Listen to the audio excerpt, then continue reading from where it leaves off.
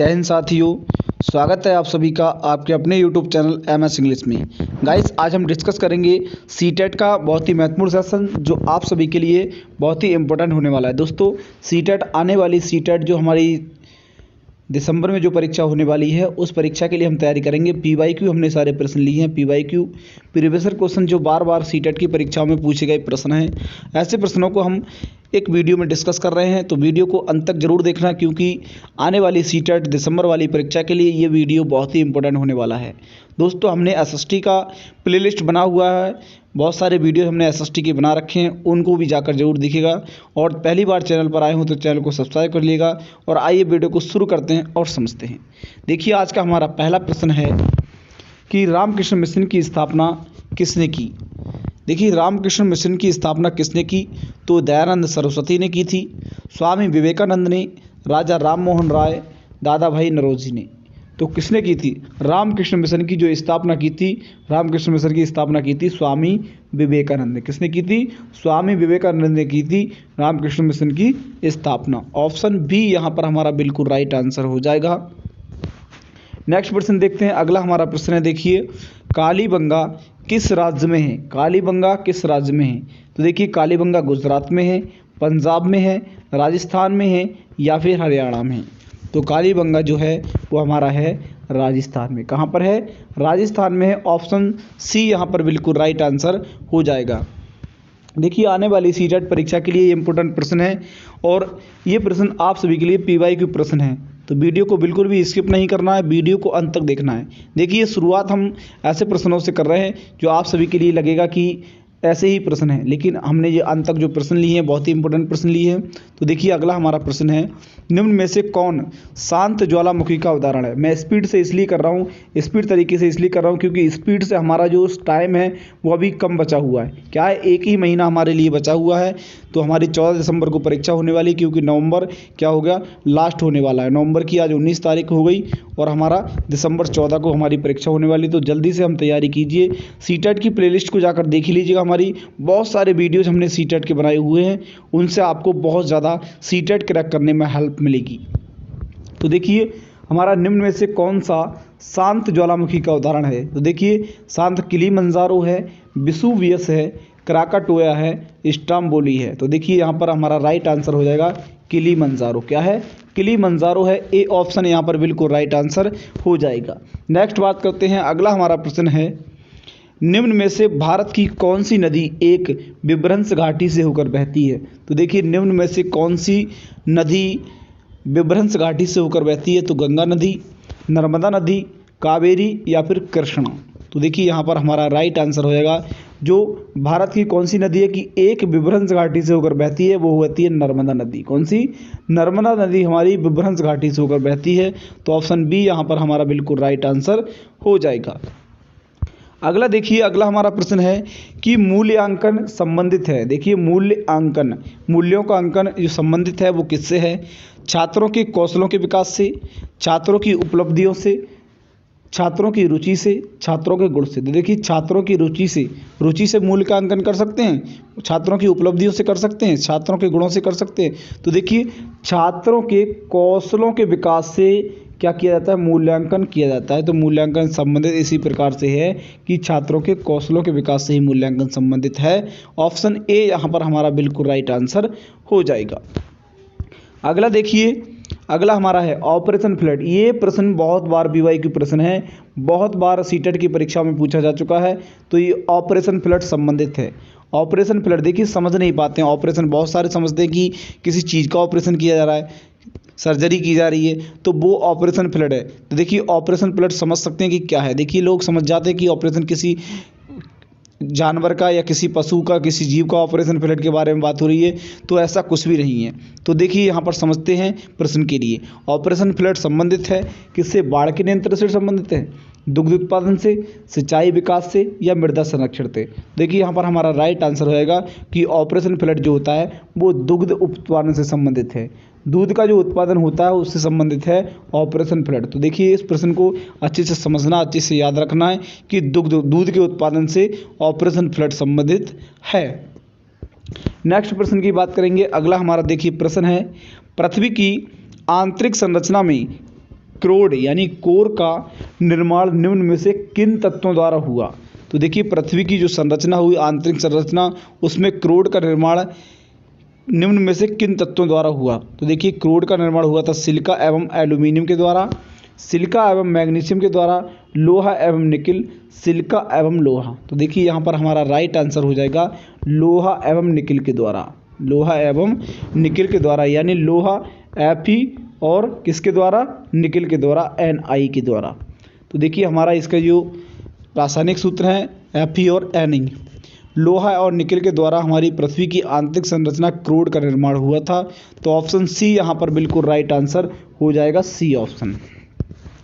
Next बात करेंगे, अगला हमारा प्रश्न है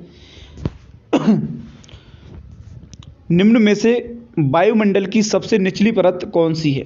तो देखिए निम्न में से वायुमंडल की सबसे निचली परत कौन सी है? तो देखिए सबसे निचली परत हमारी कौन सी है? समझते हैं, हमारी 5 परतें हैं। कितनी परतें हैं? 5 परतें हैं हमारी। उसमें से सबसे नीचे की जो परत है वो कौन सी है? तो देखिए वायुमंडल की सबसे नीची परत क्या है? पृथ्वी, जहाँ पर हम क्या रहते हैं? मनुष्य रहते हैं, मानव रहते हैं, यानी कोई भी जीव रहते हैं, जहाँ पर जीव जंतु रहते हैं, वो क्या है? हमारा सबसे निचली परत है। यानी कौन सी है? आयन मंडल है, क्षोभ मंडल है, ओजोन मंडल है, समताप मंडल है। तो देखिए हमारी क्षोभ मंडल, जहाँ पर वायुमंडल से संबंधित घटनाएं जो भी होती हैं वो हमारी क्षोभ मंडल में होती हैं। तो ये हमारी वायुमंडल की सबसे निचली परत है, क्षोभ मंडल। अगला प्रश्न देखिए, अगला हमारा प्रश्न है लॉर्ड मैकाले संबंधित हैं। इस प्रश्न को करने से पहले जो भी स्टूडेंट विद्यार्थी हमारे चैनल पर पहली बार आए हों तो वीडियो को लाइक कर दें और चैनल को सब्सक्राइब कर दें। जो भी स्टूडेंट विद्यार्थी चैनल पर पहली बार आए तो वीडियो को लाइक कर दें और चैनल को सब्सक्राइब कर दें। सभी दोस्तों के लिए इस वीडियो को शेयर कर दें और उनको उजागर कर दें कि सीटेट की प्लेलिस्ट जो बनी हुई है उसमें बहुत सारे इंपॉर्टेंट वीडियोस बने हुए हैं जो सीटेट को क्रैक करने में आपके लिए मदद करेंगे। दोस्तों समझते हैं इस प्रश्न को। लॉर्ड मैकाले संबंधित हैं किससे? सेना के सुधार से, सती प्रथा की समाप्ति से, अंग्रेजी शिक्षा से, या फिर स्थायी बंदोबस्त से। तो देखिए लॉर्ड मैकाले जो थे वो अंग्रेजी शिक्षा से संबंधित थे। ऑप्शन सी यहाँ पर बिल्कुल राइट आंसर हो जाएगा, अंग्रेजी शिक्षा। हमारे जो लॉर्ड मैकाले थे वो अंग्रेजी शिक्षा से संबंधित थे। अगला देखिए, अगला हमारा है भारतीय राष्ट्रीय कांग्रेस की प्रथम महिला अध्यक्ष थी। देखिए भारतीय राष्ट्रीय कांग्रेस की प्रथम महिला अध्यक्ष थी सुचेता कृपालिनी थी, राजकुमारी अमृत कौर थी, या फिर नेली सेनगुप्ता थी, या फिर एनी बेसेंट थी। तो एनी बेसेंट इसका राइट आंसर हो जाएगा, डी ऑप्शन। भारतीय राष्ट्रीय कांग्रेस की प्रथम महिला अध्यक्ष थी एनी बेसेंट। अगला देखिए, अगला हमारा प्रश्न है भारतीय इतिहास में स्वर्ण युग किस काल को कहते हैं? तो देखिए स्वर्ण युग का मतलब होता है सोने का युग। किसका? सोना का जो युग था, हमारा गोल्डन जो एज था, वो किसको कहा है? भारतीय इतिहास में किस काल को कहा गया गोल्डन एज? तो वो कहा गया मौर्य काल को। वैदिक काल के लिए गुप्त काल, या फिर वर्धन काल। तो देखिए गुप्त काल के लिए हमारा क्या गया था? वैदिक काल का स्वर्ण युग कहा गया था। भारतीय इतिहास में स्वर्ण युग यानी गोल्डन एज जो कहा गया था वो गुप्त काल के लिए कहा गया था। तो ऑप्शन सी यहाँ पर बिल्कुल राइट आंसर हो जाएगा। नेक्स्ट समझते हैं, अगला हमारा प्रश्न है, देखिए दिल्ली के लाल किले में मोती मस्जिद का निर्माण किया था। तो देखिए दिल्ली के लाल किले में मोती मस्जिद जो बनाई थी वो किसने बनाई थी? अकबर ने बनाई थी, जहांगीर ने, शाहजहां ने, या फिर औरंगजेब ने। देखिए शाहजहां के परिवार से ही था औरंगजेब, तो औरंगजेब ने बनाई थी। किसने बनाई थी? औरंगजेब ने। देखिए यहाँ पर समझते हैं दिल्ली के लाल किला में जो मोती मस्जिद का निर्माण किया था वो औरंगजेब ने किया था। ऑप्शन डी यहाँ पर बिल्कुल राइट आंसर हो जाएगा। अगला देखिए, अगला है सिकंदर लोदी ने किस नगर की स्थापना की? तो देखिए सिकंदर लोदी ने किस नगर की स्थापना की? इस प्रश्न को क्या है, इस वाले प्रश्न को बहुत सारे स्टूडेंट गलत कर देते हैं। क्या कर देते हैं? गलत कर देते हैं। कैसे गलत कर देते हैं? वो जल्दीबाजी में क्या सिकंदर लोदी की बात हो रही तो गलत कर देते हैं। बहुत सारे लोदी वंश की बात करते हैं, इलाहाबाद की बात करते हैं, सिकंदराबाद की बात कर देते हैं। सिकंदराबाद ज़्यादातर लोग लगा देते हैं, तो ये प्रश्न क्या है? गलत है। सिकंदर लोदी ने जो नगर की स्थापना की थी वो आगरा नगर की स्थापना की थी। किसकी? आगरा नगर की। सी डी ऑप्शन यहाँ पर बिल्कुल राइट आंसर हो जाएगा, सिकंदर लोदी ने आगरा नगर की स्थापना की थी। तो देखिए बहुत सारे स्टूडेंट इस प्रश्न को गलत कर देते हैं, लेकिन आपको याद रखना है कि आगरा नगर की स्थापना सिकंदर लोदी ने की थी, ना कि बहुत सारे लोग ताजमहल बना हुआ है तो ताजमहल के चक्कर में शाहजहाँ को ढूंढ लेते हैं कि शाहजहाँ ने की होगी, तो ऐसा नहीं है। आगरा की खोज किसने की? सिकंदर लोदी ने की थी। ऑप्शन डी यहाँ पर बिल्कुल राइट आंसर हो जाएगा।